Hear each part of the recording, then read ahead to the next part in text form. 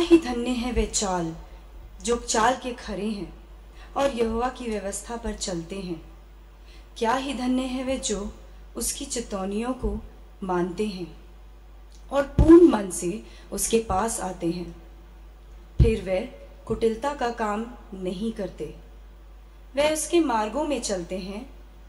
तूने अपने उद्देश्य इसलिए दिए हैं कि वे यत्न से माने जाएं। भला होता कि तेरी विधियों को मानने के लिए मेरी चाल चलन दृढ़ हो जाए। तब मैं तेरी सब आज्ञाओं की ओर चित्त लगाए रहूंगा और मेरी आशा ना टूटेगी। जब मैं तेरे धर्म नियमों को सीखूंगा तब मैं तेरा धन्यवाद सीधे मन से करूंगा। मैं तेरी विधियों को मानूंगा, मुझे पूरी रीति से ना तज। प्रार्थना करेंगे। धन्यवाद देते हैं परमेश्वर कि आज हमें फिर से ये वक्त मिला कि हम इस पवित्र दिन में तेरी तमजीद करें, तुझको धन्य कहें क्योंकि तू भला है और अति स्तुति और प्रशंसा के योग्य है। पिता, हम धन्यवाद देते हैं कि ये बहुमूल्य अवसर आपने हमारे जीवन में दिया, क्योंकि प्रभु हम जानते हैं कि ऐसे कई लोग हैं जिनको ये अवसर नहीं मिल पाया कि वो स्तुति प्रशंसा करें। परंतु प्रभु, हम ये खूबसूरत समय आपको अर्पित करते हैं उस करुणा और दया के लिए जो तूने हम पर बना कर रखी है। इस प्रार्थना को आपके प्यारे बेटे प्रभु यीशु मसीह नासरी के नाम से मांगते हैं, आमीन। आइए हम सब अपने स्थानों पर खड़े होंगे और गीत गाएंगे। गीत की किताब से गीत नंबर 74, हिम नंबर 74, उठ मेरी रूह नए रागों से। Him number 74। हम सब अपने स्थानों पर खड़े हो जाएंगे।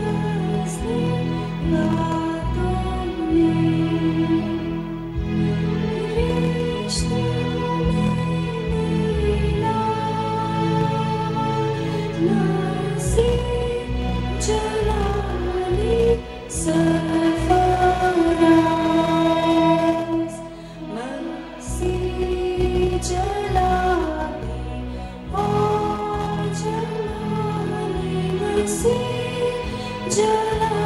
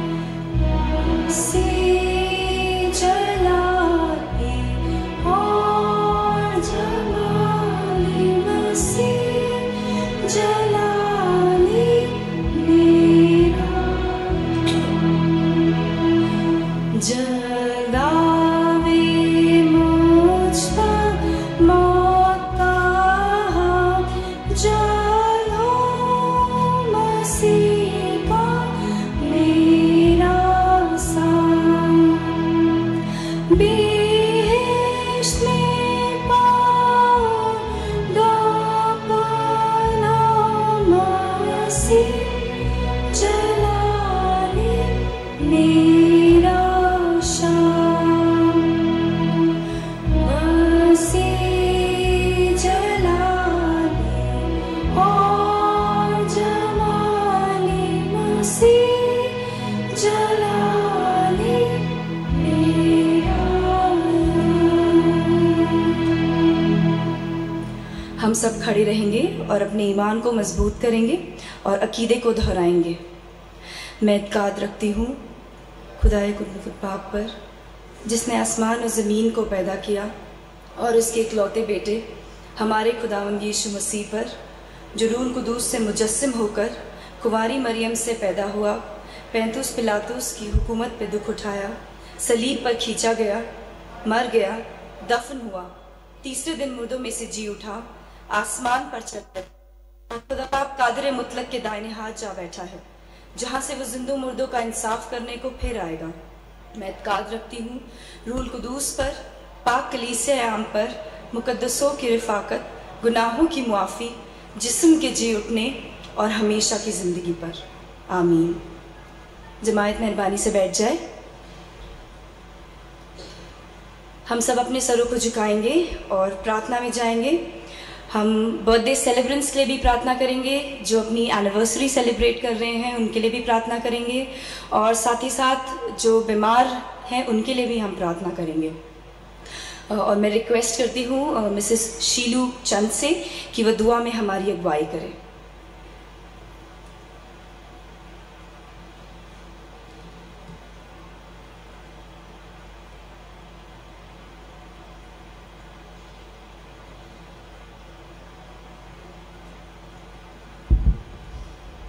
आइए हम सब प्रार्थना करें, अपने सिरों को झुकाएं।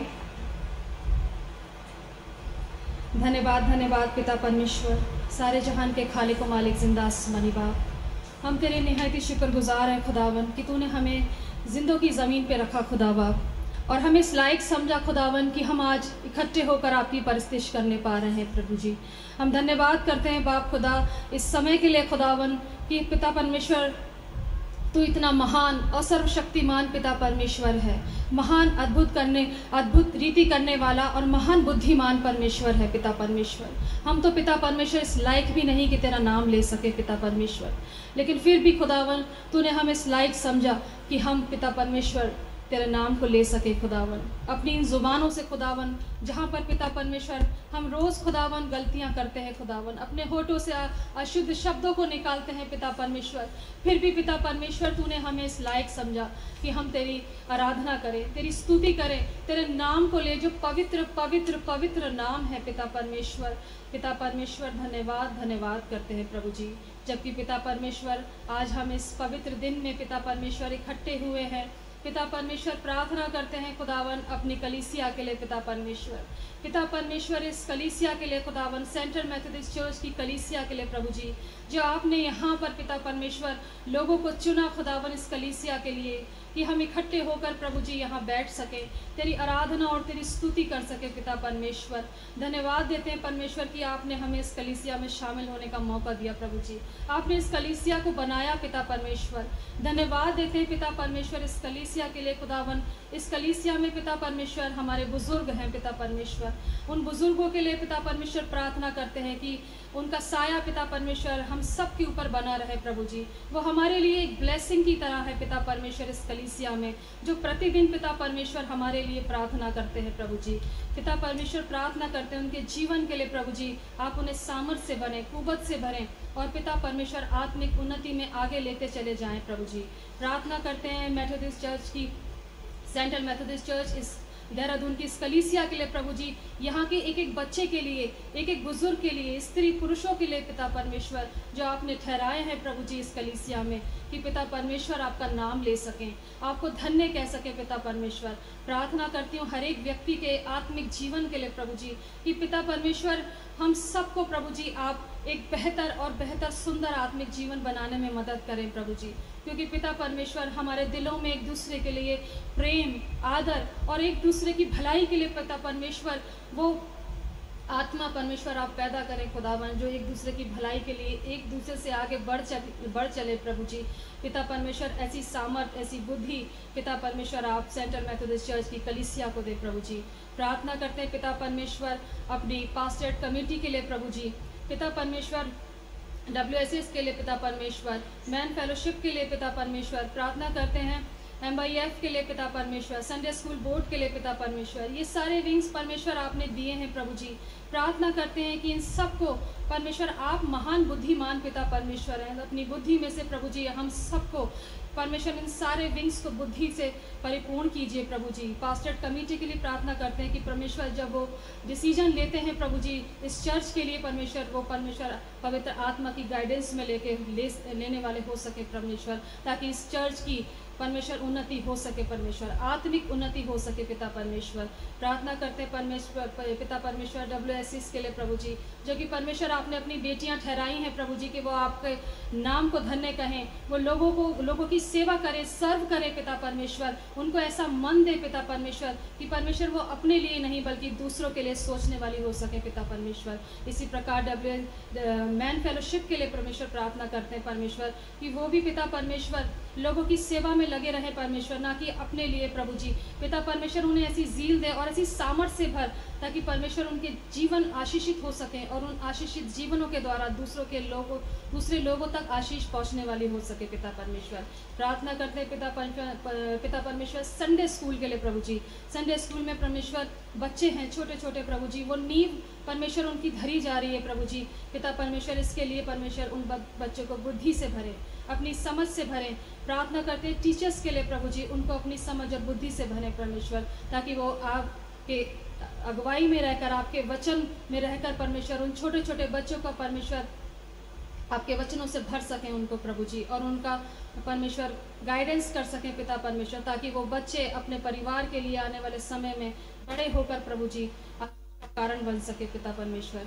प्रार्थना करते हैं पिता परमेश्वर MYF के लिए प्रभु जी, परमेश्वर इन जवानों के लिए प्रार्थना करते हैं परमेश्वर, इनके दिलों में परमेश्वर आप अपने पवित्र आत्मा की गाइडेंस दें परमेश्वर, इनको परमेश्वर अपने वचनों से भरें, इनके अंदर वो जील दे खुदावन कि परमेश्वर वो आपके नाम को पहला स्थान देने वाले हो सके परमेश्वर, ताकि उनका जीवन और भी परमेश्वर आपके वचन में आशीषित हो सके, आपके नाम को परमेश्वर वो बेयर कर सके परमेश्वर, आपके नाम को उठा सके परमेश्वर, और खुदावन उनके जीवन के द्वारा परमेश्वर ना कि ये चर्च बल्कि अन्य जातियां भी देख कर कहें कि ये आपके बेटे बेटियां हैं पिता परमेश्वर। प्रार्थना करते हैं प्रभु जी पिता परमेश्वर इस वीक में होने वाले बर्थडेज के लिए, एनिवर्सरीज के लिए परमेश्वर जो मनाने जा रहे हैं, जो आज मना रहे हैं पिता परमेश्वर, आप उनको आशीषित जीवन दीजिए परमेश्वर। उनके जीवन के लिए धन्यवाद देते हैं जो आपने उन्हें दिया, जो साल आपने उन्हें दिए पिता परमेश्वर, हम धन्यवाद देते हैं। प्रार्थना करते हैं पिता परमेश्वर की ये जो नया साल आप उनके जीवन में जोड़ने जा रहे हैं, जो आपने दिया है प्रभु जी, वो और आशीषित हो सके आपके नाम में पिता परमेश्वर, आपके वचनों से आशीषित होने वाले हो सके, उनके आत्मिक जीवन उन्नति पाए पर पिता परमेश्वर, ताकि खुदावन वो शारीरिक ही नहीं बल्कि आत्मिक रूप से भी परमेश्वर लोगों के लिए आशीष का कारण बन सके प्रभु जी। प्रार्थना करते हैं पिता परमेश्वर बीमारों के लिए पिता परमेश्वर, जो बीमार हैं, जो गमज़दा है पिता परमेश्वर, जो तकलीफ़ में है, जो परेशानियों में है पिता परमेश्वर, हमें नहीं पता किस घर में क्या परेशानी है, किसी ज़िंदगी में कौन सी परेशानी है पिता परमेश्वर, आप तो परमेश्वर सब कुछ जानते हैं पिता परमेश्वर, आप सबको जानते हैं प्रभु जी, आप दिल गुर्दों को जानने वाले सामर्थी परमेश्वर है, क्योंकि आपने बनाया है प्रभु। हम प्रार्थना करते हैं बीमारों के लिए कि उनके बिस्तरों को पलट दे पिता परमेश्वर, परमेश्वर उनके लिए परमेश्वर आशीष का कारण बन सके परमेश्वर, उनकी चंगाई जो उन्हें मिले परमेश्वर आपकी ओर से, ताकि वो आपके नाम को धन्य कह सके पिता परमेश्वर। जो तकलीफ़ों में हैं पिता परमेश्वर, जो परेशानियों में, जो पुकार रहे हैं पिता परमेश्वर, आप उनकी पुकारों को सुनने वाले परमेश्वर हैं, क्योंकि आप सुनने के कान रखते हैं पिता परमेश्वर। आप उनकी मदद करें, उनके साथ हो पिता परमेश्वर। प्रार्थना करते हैं प्रभु जी आज के समय के लिए परमेश्वर, अपने देश के लिए प्रार्थना करते हैं पिता परमेश्वर। हमारे देश में पिता परमेश्वर, जो भारत देश आपने हमें दिया, खूबसूरत देश है पिता परमेश्वर। यहाँ भिन्न भिन्न तरीके के परमेश्वर कल्चर है पिता परमेश्वर, बहुत से अलग अलग जातियों के लोग रहते हैं पिता परमेश्वर।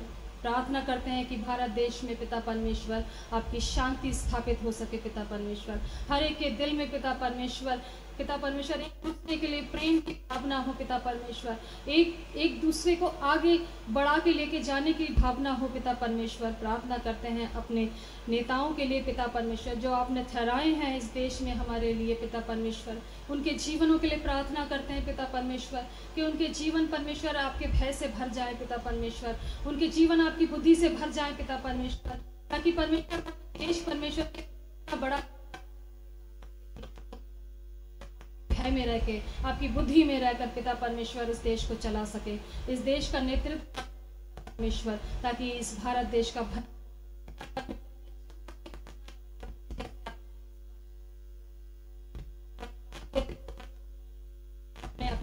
हमारे देश पे रखा है। बहुत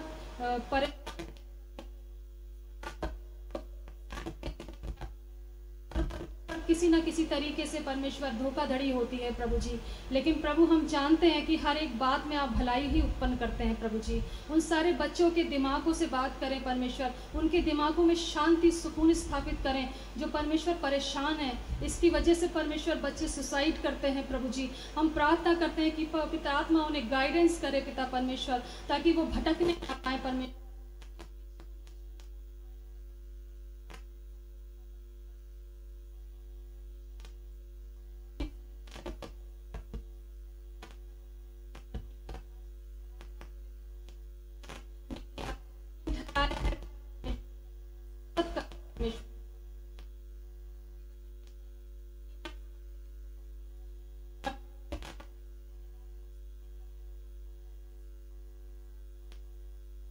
हर एक कार्य को जिस भवन में होने जा रहा है प्रभु, आपकी उपस्थिति चाहते हैं पिता परमेश्वर।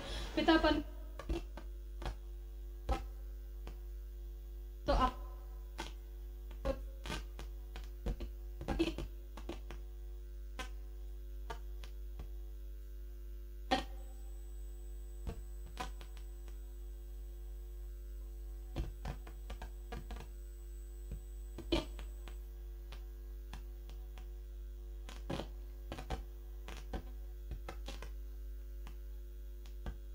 तो बोलते हैं पिता परमेश्वर, बल्कि वो नहीं परमेश्वर, आपका पवित्र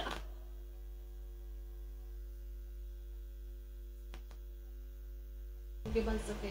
और परमेश्वर वालों को आत्मिक कान दीजिए, ग्रहण करने वाला परमेश्वर मन दीजिए परमेश्वर। हम सुन के अनसुने ना हो जाए, कान से सुन के दूसरे कान से निकालने वाले नहीं, बल्कि अपने मनों में उसे ग्रहण करने वाले हो सकें, ताकि हमारे जीवनों में ये वचन 100 गुना फल लाने वाला हो सके।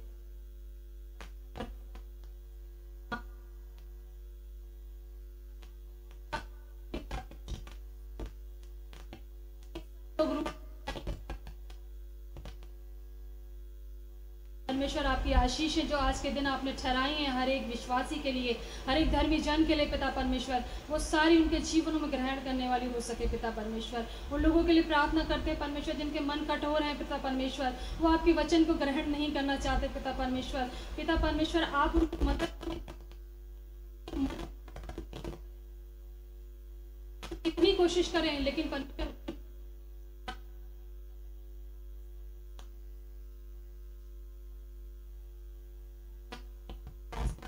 जो कि परमेश्वर आउट ऑफ स्टेशन है पिता परमेश्वर, आज भी परमेश्वर चर्च को करेंगे लेंगे पिता परमेश्वर।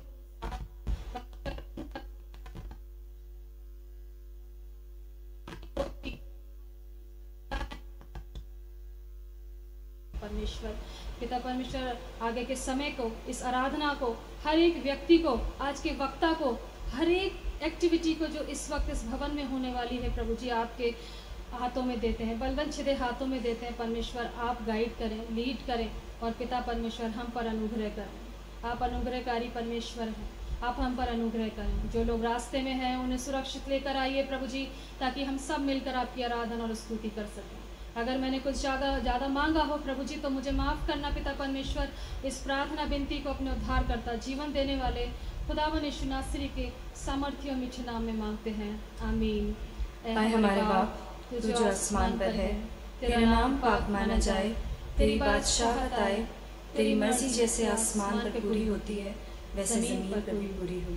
हमारी रोज की रोटी आज हमें बख्श दे, जिस प्रकार हम कसूर को माफ करते हैं तू भी हमारे कसूर को माफ कर। हमें आजमाइश में न पड़ने दे, बल्कि बुराई से बचा, क्योंकि बादशाहत, कुदरत और जलाल हमेशा तेरी। आमीन। परमेश्वर आपको बहुत अच्छे आशीषित करें। हम लोग अपने स्थानों पर खड़े होंगे और रिस्पॉन्सिबली इस सेक्शन को पढ़ेंगे, जो कि पाया जाता है पेज नंबर 451, 452 पे, सबक नंबर 1। हम सब अपने स्थानों पर खड़े हो जाएंगे। सबक नंबर 1।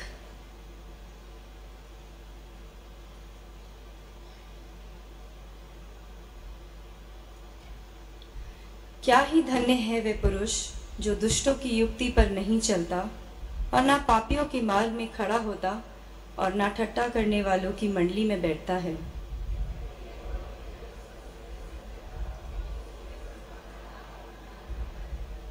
सो वह उस वृक्ष के समान होता है जो बहती नालियों के किनारे लगाया गया हो और अपनी ऋतु में फलता हो, और जिसके पत्ते मुरझाने के नहीं, और जो कुछ वह पुरुष करे सो सफल होता है।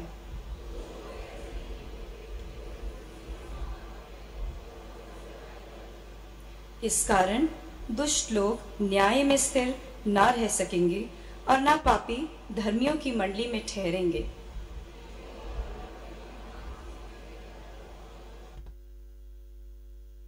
क्या ही धन्य है वह मनुष्य जो बुद्धि पाए और वह मनुष्य जो समझ प्राप्त करे।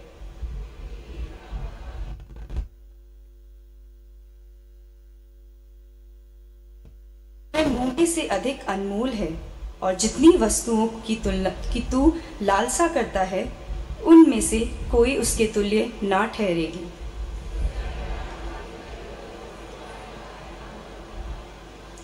उसके मार्ग मन भाव और उसकी सारी डगरें कुशल की हैं।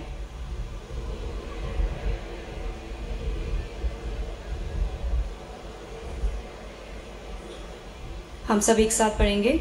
आहा, परमेश्वर के धन और बुद्धि और ज्ञान क्या ही गंभीर हैं, उसके विचार कैसे अथाह और उसके मार्ग कैसे अगम हैं।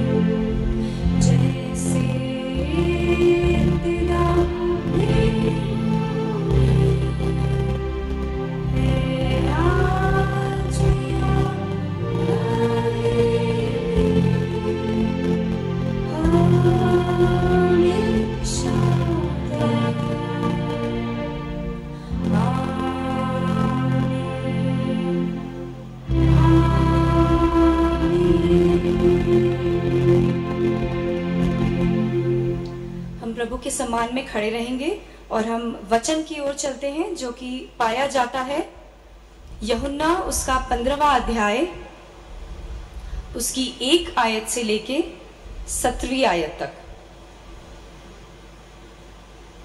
John chapter 15 versus 1 to 17। और मैं रिक्वेस्ट करूंगी मिसेस जया सैमुअल से कि वो बाइबल पढ़ने में हमारी अगुवाई करे। यूहन्ना उसका 15वां अध्याय, उसकी 1 आयत से लेकर 17वीं आयत तक।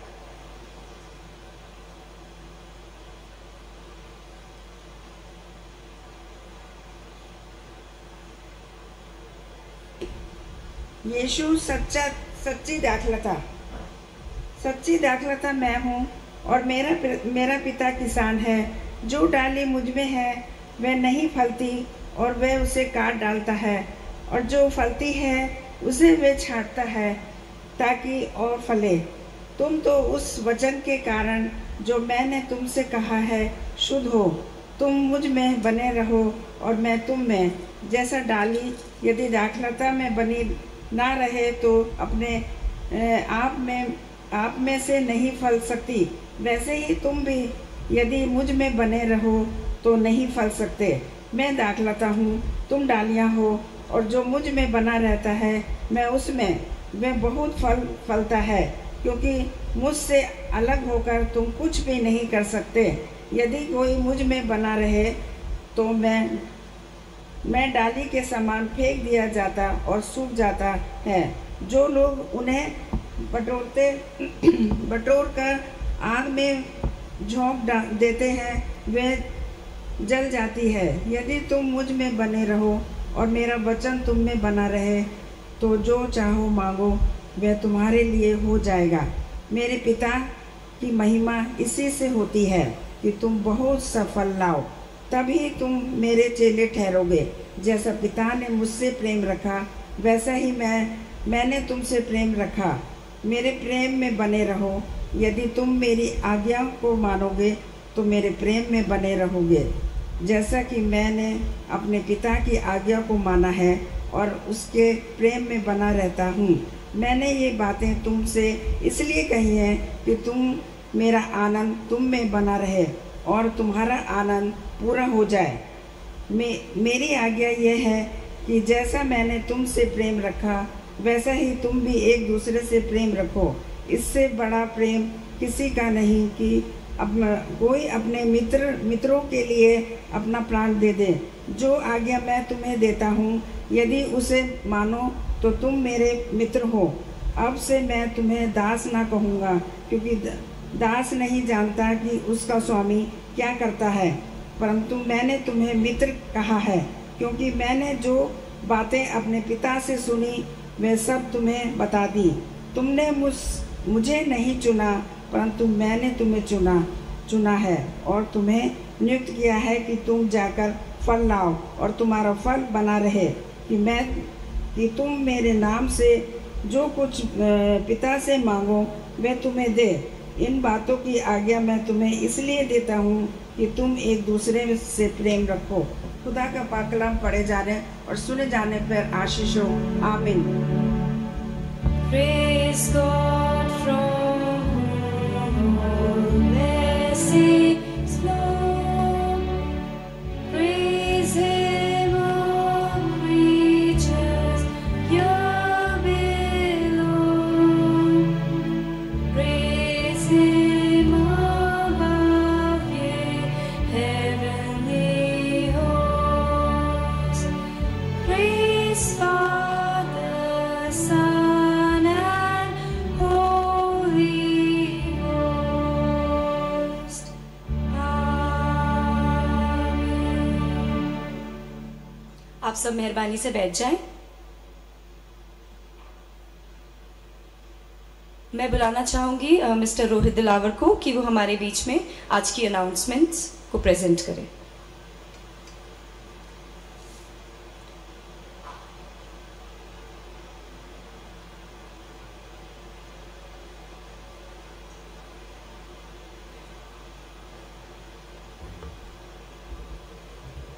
आप सबको गुड मॉर्निंग। जैसे कि आप जानते हैं कि पास्टर दिनेश अपने एनुअल लीव पे हैं और वो बाहर गए हुए हैं। उनकी अनुपस्थिति में आज की जो सर्विस का संचालन है वो स्तुति हलदर कर रहे हैं और प्रभु का वचन जो है वो भाई प्रभात बांटेंगे।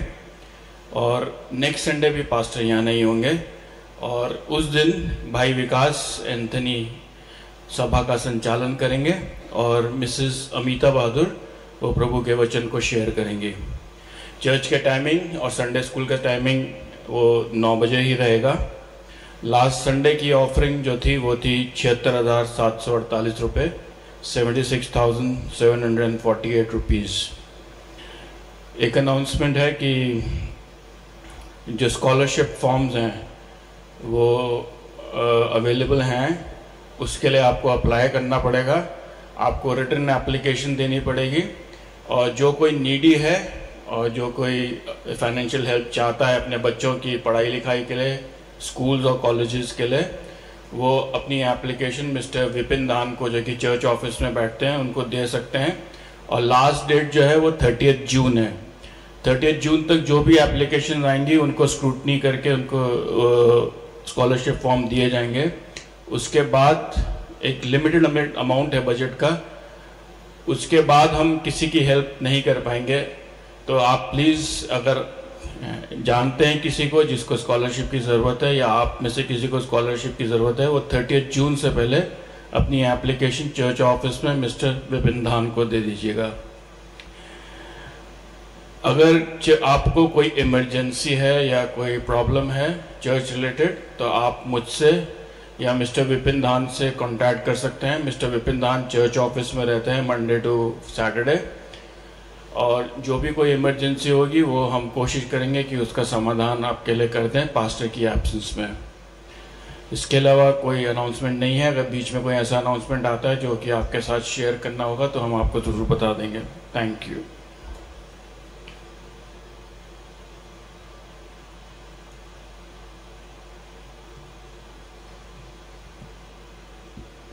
इससे पहले परमेश्वर का कलाम प्रचारा जाए, मैं क्वायर को आमंत्रित करूंगी कि वो आकर परमेश्वर की महिमा करे और हम सबको आराधना में ले जाए।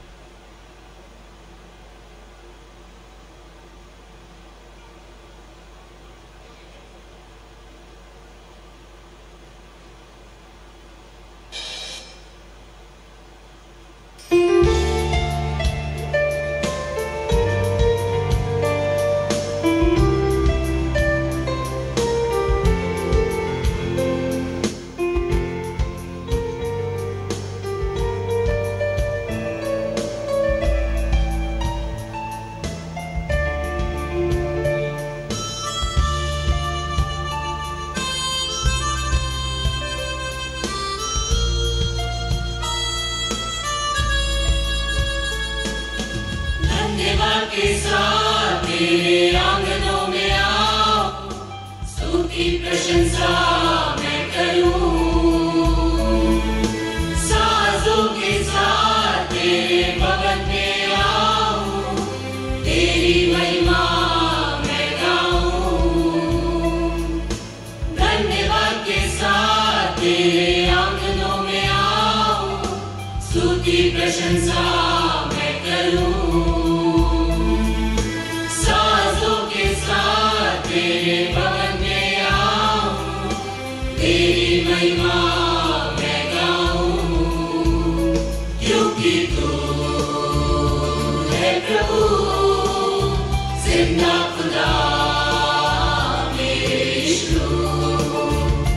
क्योंकि तू है प्रभु जिंदा खुदा मेरे यीशु। क्योंकि तू है प्रभु जिंदा खुदा मेरे यीशु।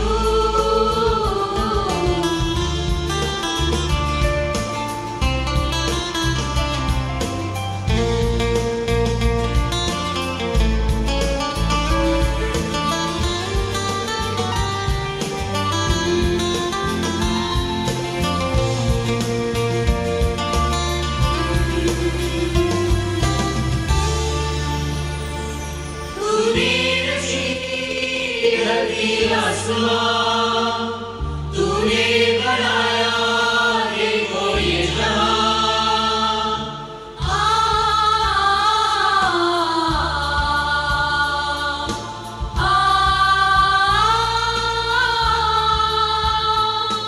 तूने रची धरती आसमां, तूने बनाया देखो ये जहां। मुझको बनाया अपने स्वरूप में, ये श्वास मेरे नन्नों में। शुक्रिया के सिवा तुझको कुछ भी ना कह पाऊं, तेरी महिमा मैं गाऊं। शुक्रिया के सिवा तुझको कुछ भी ना कह पाऊं, तेरी महिमा मैं गाऊं। क्योंकि तू है प्रभु जिंदा खुदा मेरे यीशु। क्योंकि तू है प्रभु जिंदा खुदा मेरे यीशु। क्योंकि तू है प्रभु जिंदा खुदा मेरे यीशु।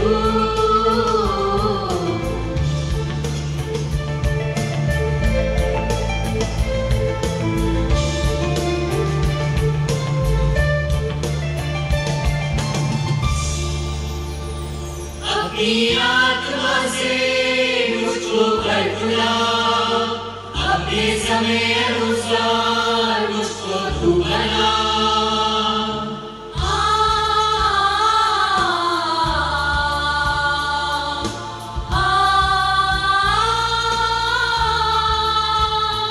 अपनी आत्मा से मुझको कर खुदा, अपने समय अनुसार मुझको तू बना। अपना जीवन सौंपूं तेरे हाथों में, अपनी करुणा दृष्टि मुझ पर तू चमका। तेरा ही मसा तेरा अनुग्रह मैं चाहूं, तुझको धन्य मैं कहूं। तेरा ही मसा तेरा अनुग्रह मैं चाहूं, तुझको धन्य मैं कहूं। क्योंकि तू है प्रभु जिंदा खुदा मेरे यीशु। क्योंकि तू है प्रभु जिंदा खुदा मेरे यीशु। क्योंकि तू है प्रभु जिंदा खुदा मेरे यीशु। धन्यवाद के साथ तेरे आंगनों में आऊं, स्तुति प्रशंसा मैं करूं। साजों के साथ तेरे भवन में आऊं, तेरी महिमा मैं गाऊं। धन्यवाद के साथ तेरे आंगनों में आऊं, स्तुति प्रशंसा मैं करूं। साजों के साथ तेरे भवन में आऊं, तेरी महिमा मैं गाऊं।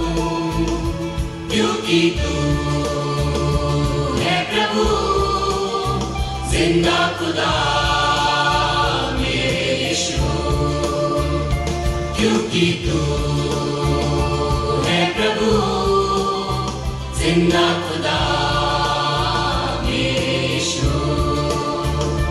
क्योंकि तू है प्रभु जिंदा खुदा मेरे यीशु। धन्यवाद के साथ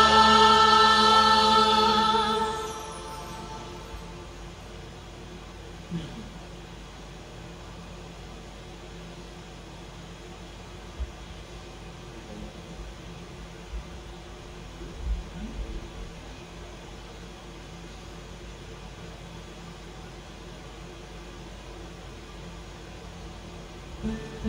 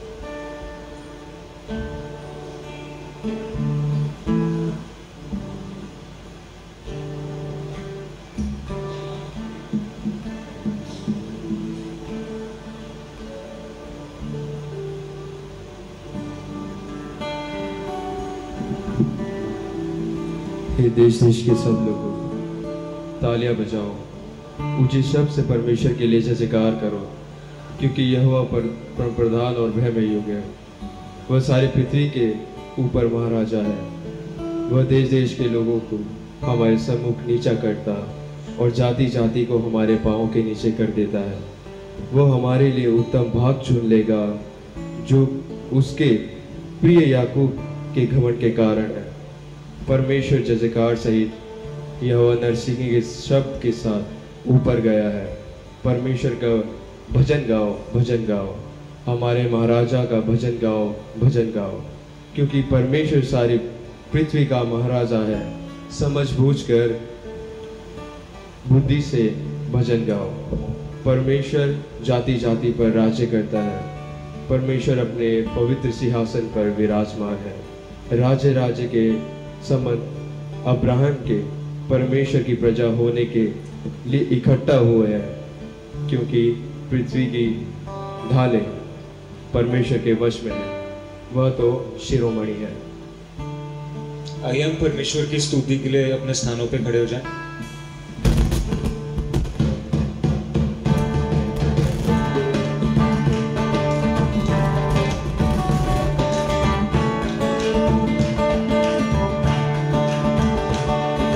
हे परमेश्वर तेरे तंबू में कौन रहेगा, तेरे पवित्र पर्वत पर कौन बसने पाएगा। जो बड़ाई से चलता के काम करता है और हृदय से सच बोलता है।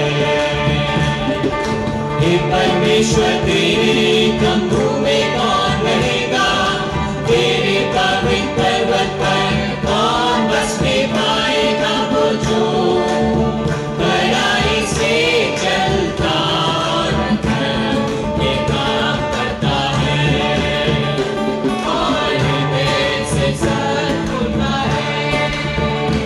यीशु नाम की जय जय हो, यीशु नाम की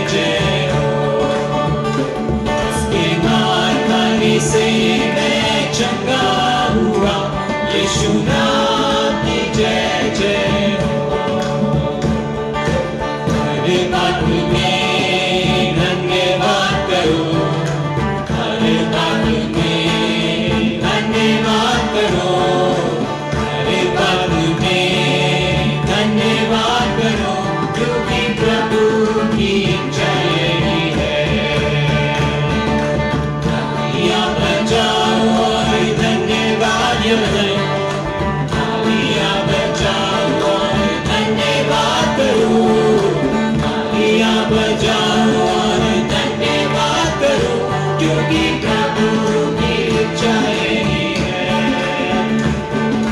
हाथों को उठाओ और धन्यवाद करो, हाथों को उठाओ और धन्यवाद करो, हाथों को उठाओ और धन्यवाद करो, क्योंकि प्रभु की इच्छा यही है।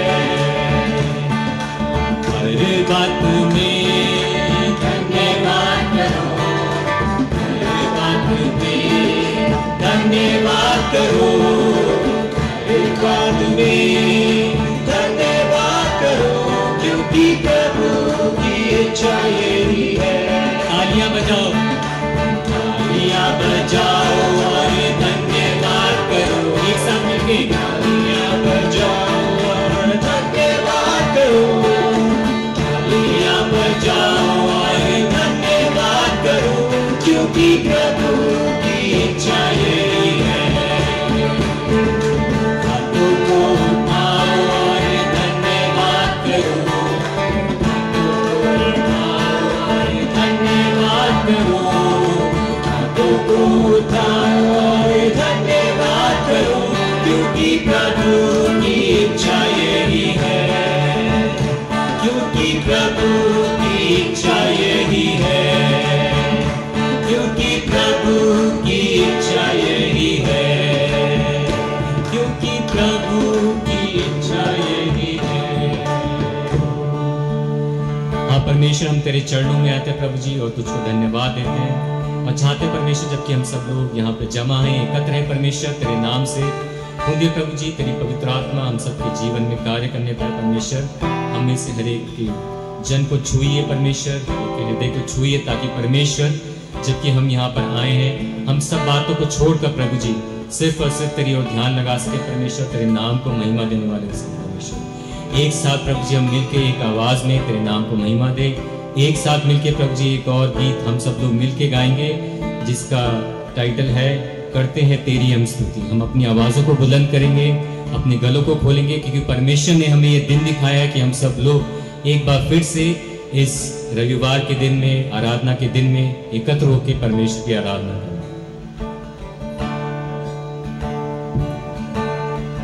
करते हैं तेरी हम स्तुति, हृदय की गहराइयों से, करते हैं तेरी हम स्तुति, हृदय की गहराइयों से, यीशु तू ही है हमारा प्रभु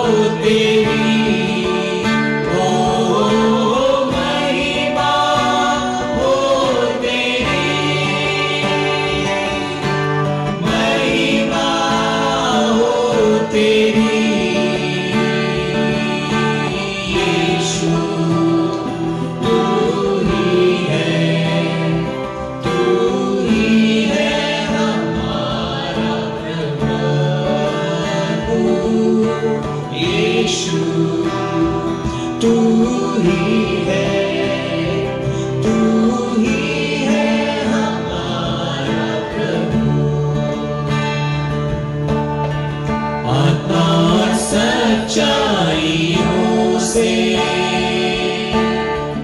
तेरी आराधना करेंगे, आत्मा और सच्चाइयों से तेरी आराधना करेंगे।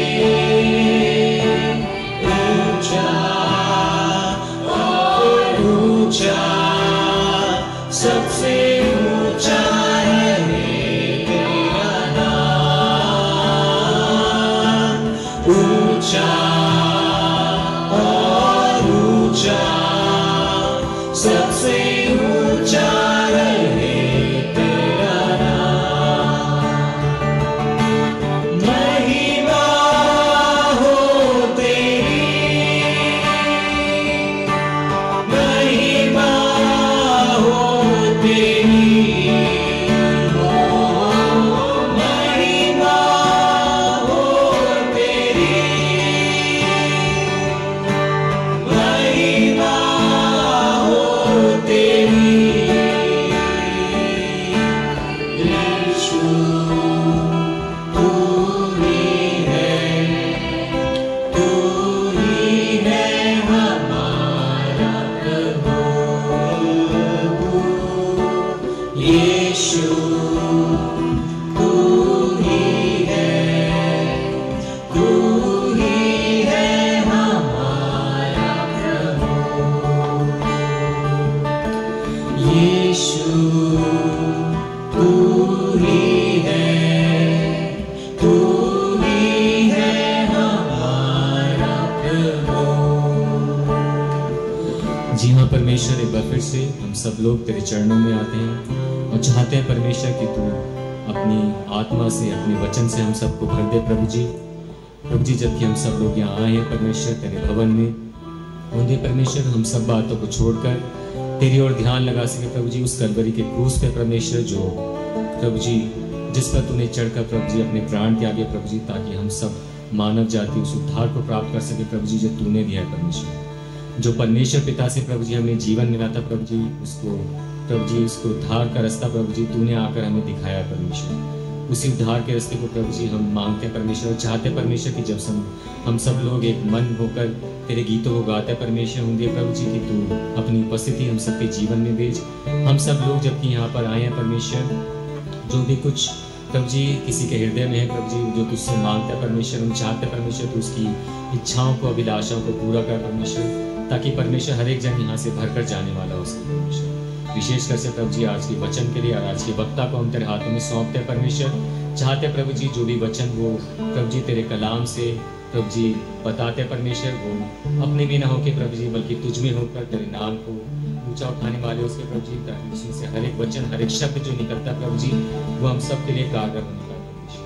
हम सब लोग प्रभु जी अपने आप को तेरे हाथों में सौंपते हैं परमेश्वर, और चाहते हैं प्रभु जी कि जब हम सब लोग तेरे वचन को सुनते हैं एक मन होके एकाग्रता में प्रभु जी उस वचन को सुनने वाले हो परमेश्वर। हम में से हर एक जन को आशीषित कर परमेश्वर, हम में से हर एक जन यहाँ से भर कर जाने वाला हो सके परमेश्वर, और उस वचन को आगे पहुँचाने वाला हो सके परमेश्वर। हम में से हर एक को आशीषित कर प्रभु जी, और अपनी महिमा कार्य को समर्पित आने वाले समय को हम तेरे हाथों में सौंपते प्रभु जी, और तेरे प्यारे मीठे नाम में तो मांगते हैं। आमीन। आप सब बैठ जाएं, क्योंकि हम सब आत्मा में हैं, we are all in spirit. तो मैं रिक्वेस्ट करूंगी हमारे आज के वक्ता मिस्टर प्रभात जेम्स को कि वो हमारे समक्ष में आकर परमेश्वर का वचन हम सबके साथ शेयर करें।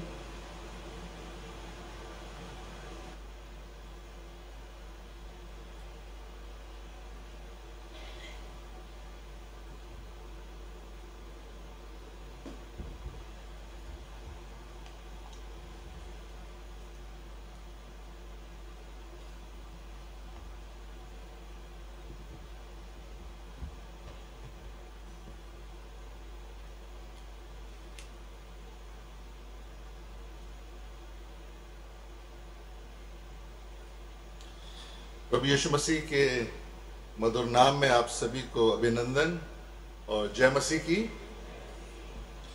मैं परमेश्वर का धन्यवादी हूँ कि मुझे एक और अवसर मिला है कि मैं परमेश्वर के वचन में से आप लोगों के साथ थोड़ा बांट सकूं। और मैं इस बात को पूरा यकीन रखता हूँ कि जब हम घर में होते हैं और कलीसिया में होते हैं, हम बहुत सी बातें सीखते हैं और उसमें ग्रो करते हैं। और मेरे लिए भी ये बहुत जॉयफुल एक्सपीरियंस रहा है जब जब अवसर मिलता है परमेश्वर के वचन से बांटने का। बहुत कुछ सीखने को मिलता है और पढ़ने के लिए मिलता है। मैं इसलिए कह रहा हूँ क्यों जॉयफुल एक्सपीरियंस है, क्योंकि कई महीने पहले मुझे अवसर मिला था चर्च में बोलने के लिए। तब मैं सोच रहा था कि क्या प्रचार करूं। तब मैंने प्रचार करने के लिए हिस्सा ढूंढा तो फिलिपियों की पुस्तक में से मुझे वो हिस्सा मिला और उसमें था मसीही जीवन कैसा होना चाहिए। एक मसीही जीवन कैसा होना चाहिए, जिसमें पौलुस के जीवन से हमने सीखा था कि hold on to Jesus Christ and उसके अनुसार हम प्रेस ऑन करते रहें। जब मैं उसको ख़त्म कर दिया तो फिर मैं सोचने लगा कि अब मसीही जीवन तो ऐसा होना चाहिए, तो ये कैसे रूप में नज़र आए जो बढ़ता हुआ दिखे। देन उसके बाद फिर अवसर मिला तो फिर हमने देखा कि हमें मसीही जीवन में बढ़ना है, टू बी लाइक क्राइस्ट, मसीह की सदृश हम बढ़ते चले जाएं। अब जब ये ख़त्म हो गया उसके बाद मैं फिर सोचने लगा कि अब नेक्स्ट क्या होगा। सो फिर तब परमेश्वर ने मुझे एक वचन दिया कि जब मसीही जीवन में हम मसीह के स्वरूप में बढ़ते चले जाते हैं तो वो कैसा दिखना चाहिए, कैसा प्रतीत होना चाहिए लोगों के सामने, कलीसिया के सामने और सब जगह। और वही आज का टॉपिक है, आज का विषय है, एक फ्रूटफुल क्रिश्चियन लाइफ, एक फलवंत मसीही जीवन। और जैसे कि हमने परमेश्वर के वचन में पढ़ा भी, अभी यूहन्ना उसका 15वां अध्याय उसके 1 पद से लेकर 17 पद तक। सो वहाँ पर हमने देखा कि प्रभु यीशु मसीह ने कैसे अपने चेलों को आखिरी समय में वहाँ पर बताया कि मैं सच्ची दाखलता हूँ, तुम डालियाँ हो, तुम फल लाओ। सो इसको हम और अधिक समझने के लिए परमेश्वर के वचन में जाएं। आइए हम लोग छोटी सी प्रार्थना करें, उसके बाद हम आगे चलते हैं। आइए हम लोग प्रार्थना करें। प्यारे पिता परमेश्वर, हम आपको धन्यवाद देना चाहते हैं इस अवसर के लिए कि हम आपके वचन में से सीख सकते हैं।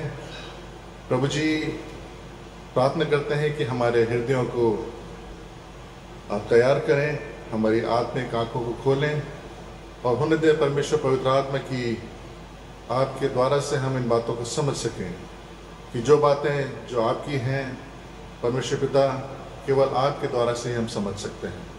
प्रभु जी, आप हमें सिखाएं और हमें आगे बढ़ाएं। ये प्रार्थना यीशु मसीह के नाम से मांगते हैं, आमीन। अगर बाइबल में हम बार बार अलग अलग जगह पढ़ते हैं और वहाँ पर हमें अक्सर ये मिलता है बीज के बारे में, पेड़ के बारे में, डाली के बारे में, फलवंत, कटनी, ये ऐसे विषय हैं जो एक बड़ी खूबसूरत तस्वीर मेरे और आपके सामने लाते हैं कि बाइबल कुछ बता रही है। और अगर हम इस खूबसूरत तस्वीर को देखें, एक फ्रूटफुल या फलवंत जीवन, तो दुनिया की नज़र में तो इसको कहा जाता है सक्सेसफुल, एक बहुत ही सफल व्यक्ति। लेकिन बाइबल में न केवल सफल बल्कि बाइबल में कहा जाता है कि एक फ्रूटफुल पर्सन, एक प्रोडक्टिव पर्सन। और आज हम थोड़ी देर के लिए परमेश्वर के वचन में इसी को देखना चाहते हैं कि एक फलवंत मसीही जीवन किस प्रकार होता है। और अगर हम पुराने नियम की बातें करें तो आज ही हमने पहला सबक पढ़ा, क्या ही धन्य है वह पुरुष जो दुष्टों की युक्ति पर नहीं चलता और न पापियों के मार्ग में खड़ा होता, परंतु वो उस वृक्ष के समान होता है जो बहती नालियों के किनारे लगाया गया है। एक तस्वीर, एक पिक्चर हम देखते हैं एक ऐसे व्यक्ति की जो कि फल रहा है, अपनी ऋतु में फलता है और इसके पत्ते कभी मुरझाते नहीं हैं। और अक्सर आपको याद होगा कि जब जब बर्थडे होता है या एनिवर्सरी होती है तो भजन संहिता 128 में कुछ हिस्सा पढ़ा जाता है, तेरे घर के भीतर तेरी स्त्री फलवंत द्राक्षलता सी होगी। एक तस्वीर वहाँ पर हम फलवंत होने की देखते हैं। और मुझे एक बहुत अच्छा पद लगता है जो कि मिलता है साम 92। आज बहुत से रेफरेंस हैं हम, क्योंकि परमेश्वर के वचन में से सीख रहे हैं। साम 92 भजन संहिता उसका 92 और उसका 12 से 15 पद। साम 92 उसके 12 से 15, वहाँ पर भी परमेश्वर ने एक तस्वीर दी है। और तस्वीर क्या है? वहाँ एक धर्मी जन के विषय में कहा गया है। वहाँ लिखा है, धर्मी जन खजूर के पेड़ के समान फूले फलेंगे और लबानोन के देवदार के समान बढ़ेंगे। वे यहोवा के भवन में रोपे जाकर, हाँ, हमारे परमेश्वर के आंगनों में फूलेंगे फलेंगे और पुराने होतर पर भी फलते रहेंगे और रस भरे रहेंगे और लहलहाते रहेंगे। व्हाट अ ब्यूटीफुल पिक्चर कि एक धर्मी जन किस प्रकार से परमेश्वर के भवन में है, वो लहलहा रहा है और रस भरा है, और पुराने होने पर भी, यानी कि बुजुर्ग होने के बाद भी वो फलवंत बने रहेंगे। और न केवल पुराने नियम में परंतु नए नियम में भी हम देखते हैं बार बार ये तस्वीर नजर आती है। अगर हम याद करें तो गलतियों की पुस्तक में लिखा गया है, जैसा तुम बोओगे वैसा ही तुम काटोगे। एक तस्वीर है, जैसा बो रहे हैं वैसा ही हम काटेंगे। एक पद नए नियम में से हम पढ़ेंगे जो कि मिलता है कुलुस्सियों की पुस्तक, उसका पहला अध्याय, उसका 10 पद। Colossians chapter 2 verse 10।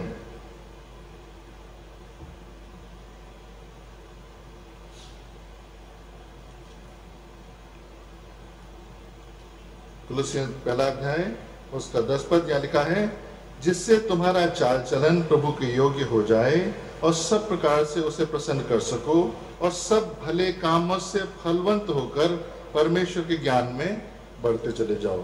एक और तस्वीर, सब भले कामों से फलवंत होकर, एक ऐसा जन जो कि फलों से लदा हुआ है।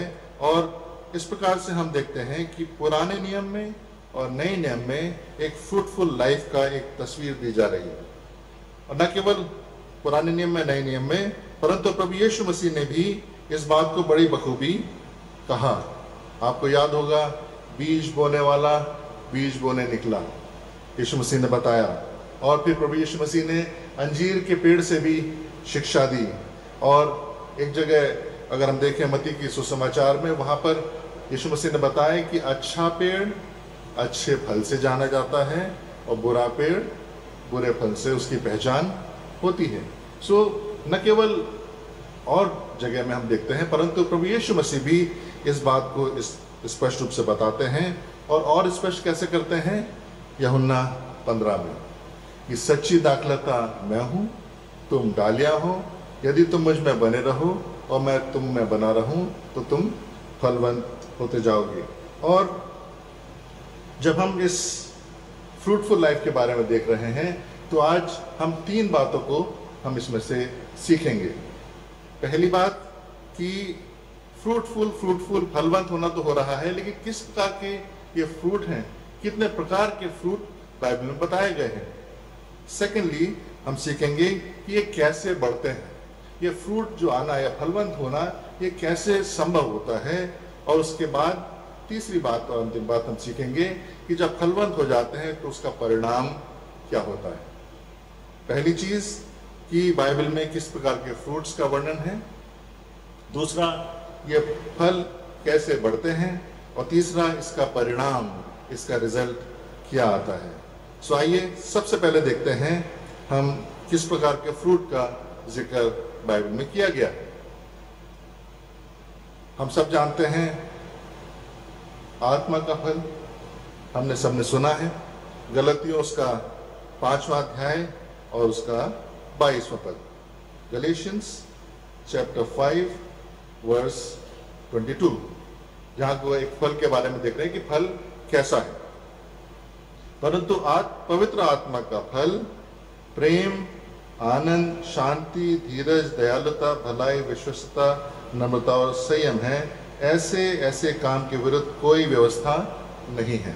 ये आत्मा का फल हम देख रहे हैं। न केवल आत्मा का फल, परंतु परमेश्वर के वचन में धार्मिकता के फल के विषय में भी कहा गया है। यदि आप मेरे साथ निकालें फिलिपियों की पुस्तक, गलतियों, इफिसियों, उसके बाद फिलिपियों आता है। फिलिपियों की पुस्तक उसका पहला अध्याय उसका 11 पद, फिलिपियंस चैप्टर 1 वर्स 11, वहां परमेश्वर का वचन कहता है, धार्मिकता के फल से जो यीशु मसीह के द्वारा प्राप्त होता है परिपूर्ण होते जाओ। धार्मिकता का फल, फ्रूट ऑफ राइचियसनेस, न केवल पवित्र आत्मा का फल परंतु धार्मिकता का फल भी परमेश्वर के वचन में लिखा गया है। और लूका में हम देखें तो वहां पर फ्रूट ऑफ रिपेंटेंस, मन फिराव का फल के विषय में भी वर्णन किया गया है। और फिलिपियों से पहले एक पुस्तक आती है जिसे हम कहते हैं इफिसियों, इफिशियंस चैप्टर 5, इफिशियंस 5, 8 and 9, इफिसियों की पुस्तक 5वां अध्याय और 8 और 9 में वहां देखें, वहां लिखा है, पहले तो तुम अंधकार थे परंतु अब प्रभु में ज्योति हो, अब ज्योति की संतान के सदृश चलो, क्योंकि ज्योति का फल सब प्रकार की भलाई, धार्मिकता और सत्य है। ज्योति का फल सब प्रकार की भलाई, धार्मिकता और सत्य है। फ्रूट ऑफ लाइट, आत्मा का फल, धार्मिकता का फल, रिपेंटेंस का फल और ज्योति का फल, ये तरह तरह के फल हम देखते हैं। और अगर आप फलों की दुकान में जाएं तो आपको अलग अलग तरह के फल नजर आते हैं, कोई छोटा, कोई बड़ा, कोई रस वाला, कोई सूखा, अलग अलग तरह के, अलग अलग सीजन में। लेकिन ये जो परमेश्वर के वचन में ये फल बताया जा रहा है कि धार्मिकता का फल है या ज्योति का फल है या पवित्र आत्मा का फल है, ये हमारे जीवन में कहाँ नजर आता है, कैसे हम देख सकते हैं। और जैसा हमने इसमें देखा था, गलतियों की पुस्तक में देखा, फिलिपियों में देखा, इफिसियों में देखा, तो यहाँ पर 3 क्षेत्र हैं जहाँ पर हमारे जीवन में वो चीज दिखाई देती है। वो है हमारा चरित्र, हमारा कैरेक्टर, दूसरा है हमारा कंडक्ट, किस प्रकार से हम व्यवहार करते हैं, और तीसरा परमेश्वर के राज्य में, किंगडम में वो नजर आता है। हमारे चरित्र में कैसे, जैसे कि हमने देखा था, आत्मा का फल प्रेम, आनंद, मेल, धीरज, कृपा, भलाई, नम्रता, संयम, सहनशीलता, ये कहाँ से आता है, ये चरित्र है। और उसके बाद कंडक्ट में, इफिसियों में हमने 5वें अध्याय में जिसे अभी पढ़ा, वहां पर सब प्रकार की भलाई, धार्मिकता और सत्य, ट्रुथ, ये सारी चीजें हमारी चाल चलन में नजर आती हैं। और फिर जब हम ऐसा होता है तब फिर लोग प्रभु यीशु मसीह की ओर आकर्षित होते हैं, उसका राज्य बढ़ता चला जाता है। सो कैरेक्टर में, कंडक्ट में और किंगडम में ये नजर आता है। लेकिन सवाल ये उठता है कि हम चर्च भी रेगुलर आते हैं, हम बाइबल भी बराबर पढ़ते हैं, हम प्रेयर भी करते हैं और एक्टिविटीज होती हैं उसमें बढ़ चढ़ कर हिस्सा लेते हैं, कोई कमी नहीं रखते, हम बहुत कोशिश करते हैं और यहाँ तक कि हमारे बेस्ट एफर्ट्स रहते हैं। कई बार तो हम लोग न्यू ईयर रेजोल्यूशंस भी करते हैं, हम लोग विल पावर भी लगा लेते हैं और हमारे बेस्ट इंटेंशंस होते हैं, लेकिन सारे जितने भी प्रयास हम करते हैं ये सारे ह्यूमन एफर्ट्स रहते हैं, मनुष्य के शरीर के। और मनुष्य के जब शरीर की हम बात कर रहे हैं, जब अपने ही स्ट्रेंथ की बात कर रहे हैं, तब आप मेरे साथ सहमत होंगे, हम क्या करते हैं, मैंने ये किया, मैं ऐसा, मी, माई सेल्फ, और मैं ऐसा हूँ, मैंने ये किया है और मेरे पास तो ये एबिलिटीज हैं, मेरे ये गिफ्ट्स हैं, और उसके अनुसार हम अपने इस तरह से परमेश्वर की जो चीज़ें हैं उसको करने का प्रयास करते हैं। और उसमें सेल्फ कॉन्फिडेंस रहता है, उसमें सेल्फ राइचियसनेस रहती है, उसमें सेल्फ प्राइड रहती है। लेकिन जब हम इस बात को रियलाइज करते हैं कि प्रेम तो मेरे अंदर है नहीं, आनंद, मेल, धीरज, कृपा, बड़ाई, ये सारे जो चरित्र हैं ये तो केवल परमेश्वर के द्वारा से प्राप्त होते हैं, केवल परमेश्वर के द्वारा से ही हासिल किए जा सकते हैं। लेकिन ह्यूमन नेचर से तो स्वभाव में वो है नहीं, वहाँ तो सिर्फ बुराई होती है, वहाँ तो सिर्फ झूठ निकलता है, वहाँ तो सिर्फ क्रोध निकलता है, वहाँ तो सिर्फ हम दूसरों के विरोध में हम खड़े रहने के लिए तैयार रहते हैं। और हम कैसे हम जाने कि हम मसीही जीवन में फ्रूटफुल हैं?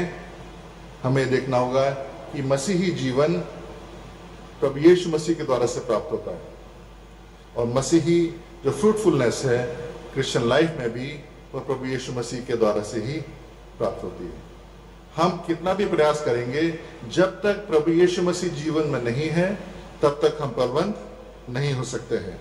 हमने जैसा यूहन्ना 15 में पढ़ा था, जैसे डाली मुझ में बनी रहती है तभी तुम फल लगा सकते हो।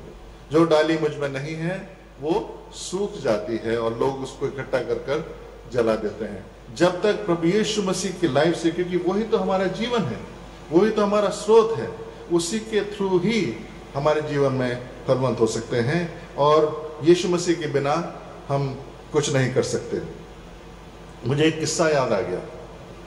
वो किस्सा बहुत 2000 साल पुराना है, और उस किस्से में ऐसा हुआ कि पाम संडे हम सब जानते हैं कि जब यीशु मसीह ने विजय प्रवेश किया था यरूशलेम में, तो वहाँ पर बहुत लोग इकट्ठे हो गए, उन्होंने चादरें बिछाई, उन्होंने डालियाँ डाली, होसन्ना बोला, और फिर वहाँ पर प्रभु यीशु मसीह ने विजय प्रवेश किया उस गधे पर बैठकर। ये अगले दिन की बात बता रहा हूँ, जब यीशु मसीह तो चले गए, और फिर वहाँ पर जो बेचारा जो गधा था जो यीशु मसीह को लेकर आया था, वो एक साइड में खड़ा हुआ था मुंह लटका के। जब मुंह लटका के खड़ा हुआ था तो फिर दूसरा वाला गधा पहुंचा उसके पास कि भाई क्या हो गया, आज बड़ा मुंह लटका के खड़ा है, कल तो बड़ा खुश था। तो कह रहा हाँ यार, समझ में नहीं आ रहा, पता नहीं क्या हो गया लोगों को। कल तो मैं जा रहा था तो लोग बड़े ताली बजा रहे थे, बड़े खुश थे, और सड़क पे चादर भी बिछा रहे थे।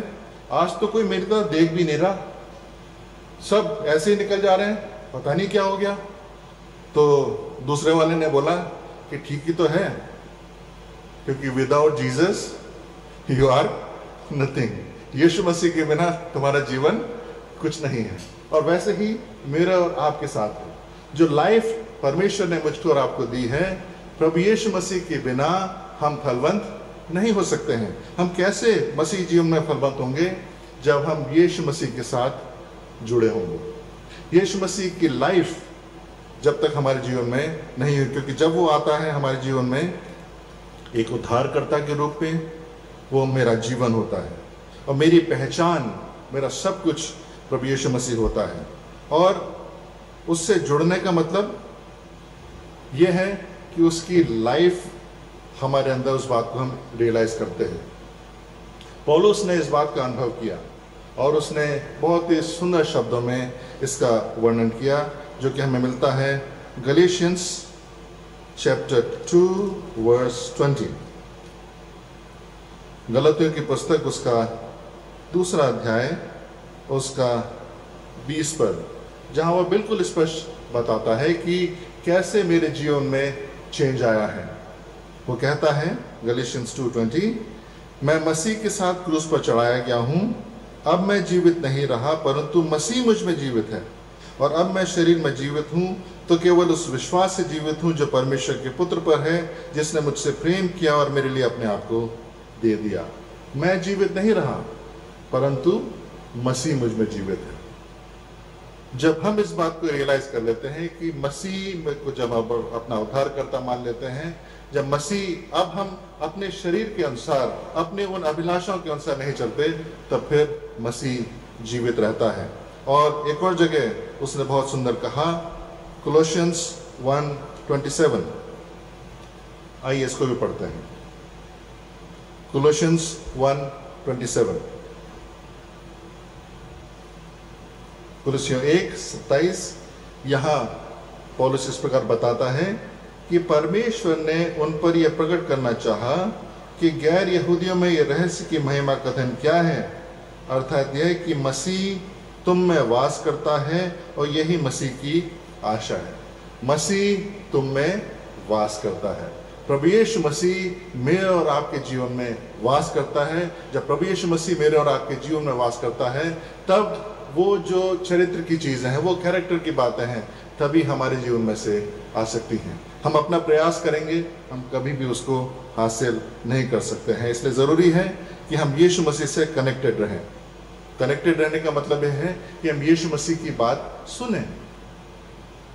जब प्रभु यीशु मसीह का रूपांतर हुआ तब आसमान से एक आवाज़ आई, ये मेरा प्रिय पुत्र है, इसकी सुनो। हम कितनी बार उसकी सुनते हैं या अपनी ही अपनी लगाते रहते हैं। और हमारा रिलेशनशिप प्रभु यीशु मसीह के साथ वो इम्पोर्टेंट है, ना कि हमारा रिलीजन। हमारी जो रियलिटी है लाइफ की, वो इम्पोर्टेंट है प्रभु यीशु मसीह के साथ। और न केवल हम कनेक्टेड रहें, परंतु जब हम उसकी सुनते हैं तो उसके वचनों को सुनते हैं। और ज़रूरी है कि हम उसके वचनों में बने रहें। अगर हम यूहन्ना के 15:7 में देखें, तुम मेरे वचनों में बने रहो, हम उसमें रूटेड रहें। अभी हमने कुलसियों की पुस्तक में से पढ़ा था, पहले अध्याय के 27 पद में। दूसरे अध्याय में देखिए, कोलोसियंस चैप्टर 2 वर्स 6 and 7, उसका 6 और 7 पद। यहाँ परमेश्वर का वचन कहता है, इसलिए जैसा तुमने मसीह यीशु को प्रभु मानकर ग्रहण कर लिया, वैसे ही उसमें चलते रहो, और तथा दृढ़ता से जड़ पकड़ते और उसमें बढ़ते जाओ। जैसे तुम सिखाए गए थे, वैसे ही अपने विश्वास में स्थिर होकर अत्यंत धन्यवाद करते रहो। हम उसमें वैसे ही जड़ पकड़ते जाएं, यानी कि न केवल हम उसमें बने रहें, बल्कि उसके वचन में हम बने रहें, ताकि जब मैं यीशु मसीह की सुनूं, मैं उससे प्रेम करूं, उस पर भरोसा करूं और साथ में उसकी आज्ञा को मानूं। लेकिन जब हम फलवंत होते हैं, जब प्रभु यीशु मसीह हमारे लाइफ में होता है, तब हमें वॉचफुल भी होना है, क्योंकि कुछ ना कुछ डालियाँ ऐसी आती हैं जो कि परमेश्वर उसको छांटता भी है, और कुछ जंगली पौधे भी आ जाते हैं, क्योंकि संसार की चिंताएं हैं, धन का लोभ है और चीज़ों का लोभ है, जो हमें इन बातों से अपने आप को दूर करता है। इसलिए हम कैसे उसमें बढ़ें? ज़रूरी है कि हम प्रभु यीशु मसीह में बने रहें। तरह तरह के फल हमने देख लिए, कैसे हम बढ़ सकते हैं। बिना यीशु मसीह के मेरे और आपके जीवन में, आत्मिक जीवन में फलवंत हम नहीं हो सकते हैं। और तीसरी और महत्वपूर्ण बात, आखिरी बात देखेंगे कि इसका परिणाम क्या होता है। इसका परिणाम होता है जो कि हमने यूहन्ना 15 में पढ़ा था, कि तुम फल लाओ, तुम बहुत सा फल लाओ, 8वें पद में। और 16वें पद में लिखा है, तुम फल लाओ और तुम्हारा फल बना रहे, इसी से तुम्हारे पिता की जो स्वर्ग में है परमेश्वर की महिमा होगी। सो जब हम फलवंत होते हैं, हमारा मसीह जीवन फलवंत होता है, तब परमेश्वर की महिमा होती है, तब हम परमेश्वर प्रभु यीशु मसीह के चेले ठहरते हैं, और मेरे और आपके जीवन में गवाही होती है, ताकि लोग हमें देखते हैं, हमारे में फर्क पाते हैं, और फिर परमेश्वर के राज्य में जुड़ते चले जाते हैं।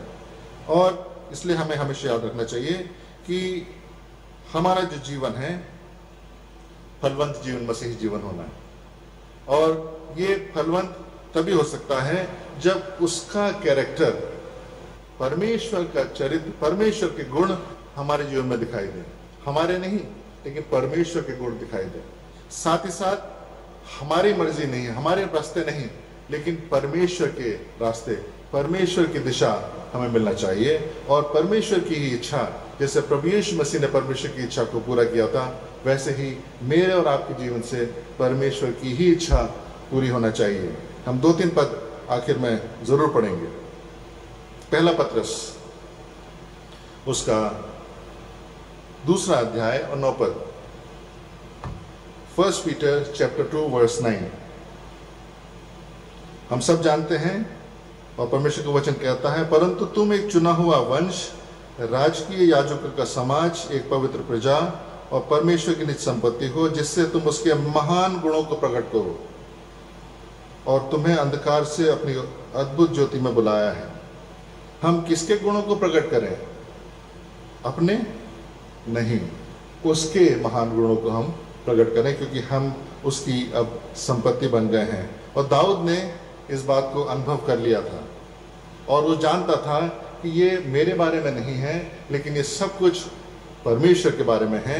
इसलिए उसने भजन में एक जगह कहा, भजन संहिता 25 Psalm 25 वर्स 4 और 5, भजन संहिता 25 4 और 5, वहाँ कहता है, हे यहोवा अपने मार्ग मुझे दिखा और अपने पथ पर मुझे सिखा दे और अपने सत्य पथ पर मुझे चला और शिक्षा दे।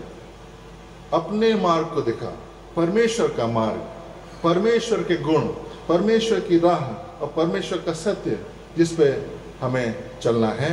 और प्रभु यीशु मसीह के समान हमें भी ज़रूरी है कि हम केवल और केवल उसी की इच्छा को अपने जीवन में पूरी करें, क्योंकि प्रभु यीशु मसीह ने जब वो आया था तब इस प्रकार कहा था। यूहन्ना उसका 4 अध्याय में आप देखिए, यूहन्ना 4 और उसका 34, यूहन्ना 4 उसका 34, जॉन चैप्टर 4 वर्स 34, यीशु ने उनसे कहा, मेरा भोजन यह है कि अपने भेजने वाले की इच्छा पूरी करूं और उसका कार्य पूरा करूं। अपने परमेश्वर की जिसने भेजा है उसकी इच्छा पर पूरी करूं और उसका कार्य पूरा करूं। एक छोटी सी कहानी बताकर मैं समाप्त करना चाहूँगा। हम लोग जब एप्पल की बात करते हैं तो जवान तो वही सोचते हैं मोबाइल या डिवाइस, लेकिन ये जो कहानी है एक छोटे से एप्पल की है, जो एक छोटा सा सेब और बड़ा ही खूबसूरत सेब एक बगीचे में था, और फिर अचानक बहुत बड़ा तूफान आ गया और डालियाँ हिलने लगी। ये जो छोटा सा सेब था ये अपने आप को पत्तों में छुपाने लगा, और जैसे तूफान जो आया था, जब हम कहते हैं पहाड़ी परसों जैसे इस हफ्ते में आया था, और वो बेचारा सेब अपने आप को डाली में पत्तों में छुपाकर बचा रहा था कहीं मैं गिर ना जाऊं।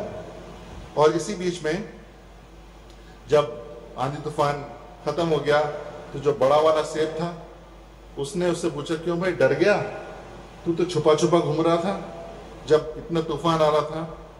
तो उसने कहा कि हाँ, मैं बिल्कुल नहीं चाहता था कि मैं गिर जाऊं, इसलिए अपने आप को बचा रहा था, प्रयास कर रहा था, और मैं नहीं चाहता था कि मैं नीचे गिर जाऊं। तो बड़े वाले ने कहा, भाई नीचे गिर जाता तो ठीक ही होता। तो ये उसको अच्छा नहीं लगा, क्योंकि अगर गिर जाता तो ये सोच रहा था कि शायद बड़ा वाला चाहता है कि मैं गिर जाता और ये ऊपर रह जाता। तो उसने कहा नहीं नहीं नहीं, मैं बिल्कुल नहीं चाहता था कि मैं नीचे गिरूं, परंतु मैं ये चाहता था कि कोई आए, मैं इतना खूबसूरत लाल रंग का हूँ, कोई आकर मुझे ले जाए, अपने किचन में फ्रूट बास्केट में रखे, फिर मैं 1-2 दिन वहाँ रहूँ, लोग बड़ा मेरी प्रशंसा करें। उसके बाद फिर जब स्कूल शुरू होगा तो कम से कम मुझे काट कर उसकी मदर अपने टिफ़िन में दे देगी, तो कम से कम मैं किसी के लिए बड़ा इस्तेमाल हो जाऊँगा। अगर नीचे गिरता तो चिड़िया आती, वो नोच के खा लेती, फिर गिलहरी आ जाती, वो भी काट के मुझे ले जाती। सो वो मैं बिल्कुल नहीं चाहता था। तब बड़े वाले ने कहा कि जो तुम सोच रहे हो वो ठीक है, लेकिन अगर आप नीचे गिरते, अगर गिलहरी खा जाती बहुत अच्छा होता, चिड़िया नोच लेती तो बड़ा अच्छा होता। और ऐसा क्यों? क्योंकि ऐसा करने के बाद तो वहाँ पर सड़कर उस ज़मीन में चले जाते, और उसके बाद फिर एक और पौधा आता, और उस पौधे के बाद वहाँ पर और फ्रूट, बहुत फ्रूट आता चला जाता। और यही मेरे और आपके जीवन का पर्पस है। हमारा पर्पस अपने आप को, अपनी प्रशंसा, अपने सेल्फ राइचियसनेस करने के लिए नहीं है, लेकिन परमेश्वर के लिए हमें फलवंत होने की ज़रूरत है, क्योंकि उसी के गुणों को हमें दिखाना है, उसी की राह पर हमें चलना है, और उसी की इच्छा को हमें अपने जीवन में पूरी तरह से पूर्ण करना है। परमेश्वर इन वचनों के द्वारा से हम सबको आशीष दें।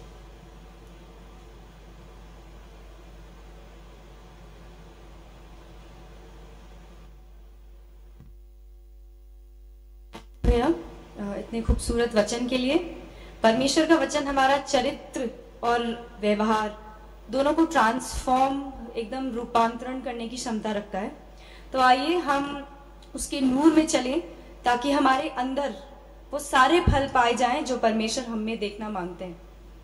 अपने आप को हम सूखे ना होने दें, परंतु अपने आप को वचन रूपी पानी से सींचते रहें, ताकि उसकी इच्छा हमारे जीवन से पूरी होती चली जाए। अब हम अपने अंतिम चरण में चलेंगे और अपने स्थानों पर और महिमा हिम्नल बुक में नहीं पाया जाता है, परंतु आप स्क्रीन्स पे एक सॉन्ग देखेंगे, तेरी इच्छा पूरी हो। सब अपने स्थान पर खड़े होंगे और इसी दरमियान मैं रिक्वेस्ट करूंगी हमारे अशर से कि जब ये गीत गाया जाए तो ऑफरिंग ले ली जाए। बुलंद आवाज में हम सब ये गीत को गाएंगे और अपने आप को सबमिट कर देंगे।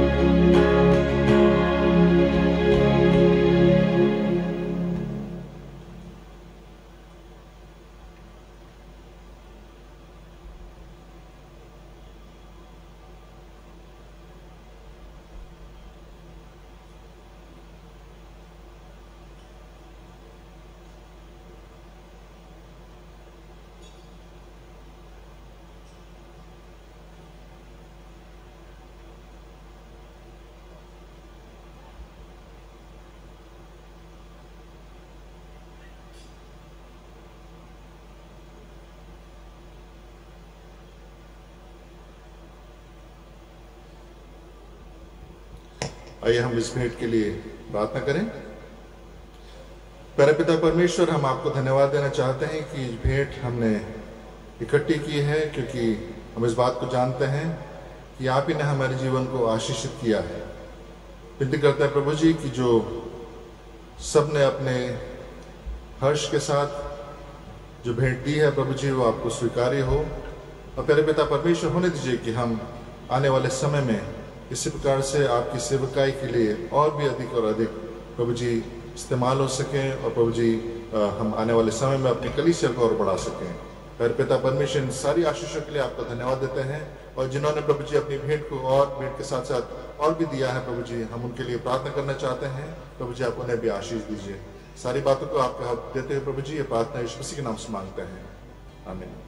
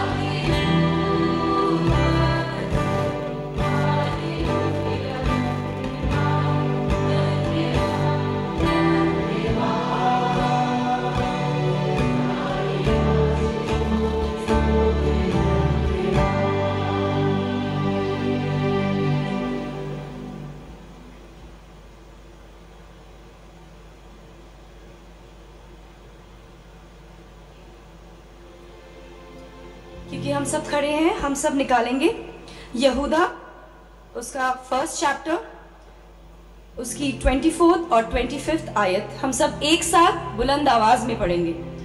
यहूदा जो कि पाया जाता है प्रकाशित वाक्य से पहले, और हम सब एक साथ मिलकर बुलंद आवाज में इसे पढ़ेंगे। 24 और 25।